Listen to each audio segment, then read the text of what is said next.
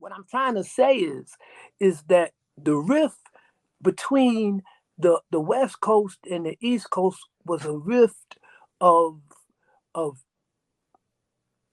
of socioeconomic adjustment.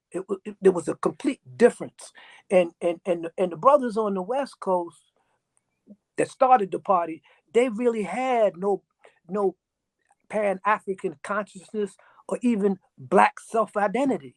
They were responding to the vicious, racist police in California.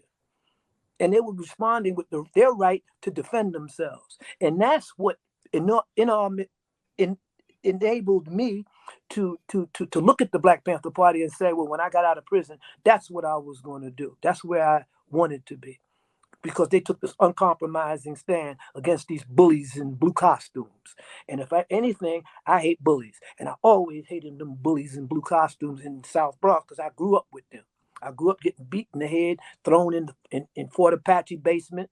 I grew up with them crackers, huh? And Negroes. The biggest cop on our corner, the most vicious cop was a cop called $2 Brown. Yeah, big old black bubble-looking Negro. You understand? He used to bully us all the time until we threw an ash can from the 5th floor apartment building down on that nigga's head, and that stopped that.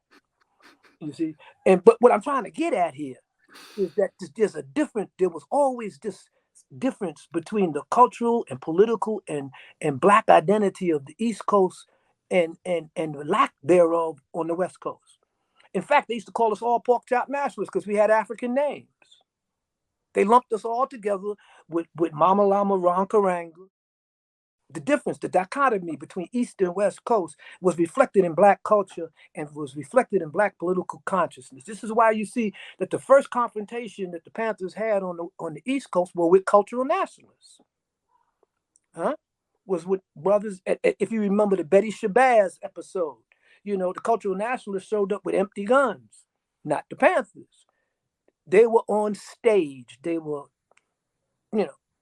they were fronting.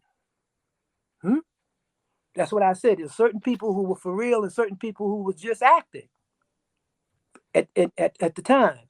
And you could always tell who was for real when the shooting started and who was acting. The stage cleared quick when the shooting started.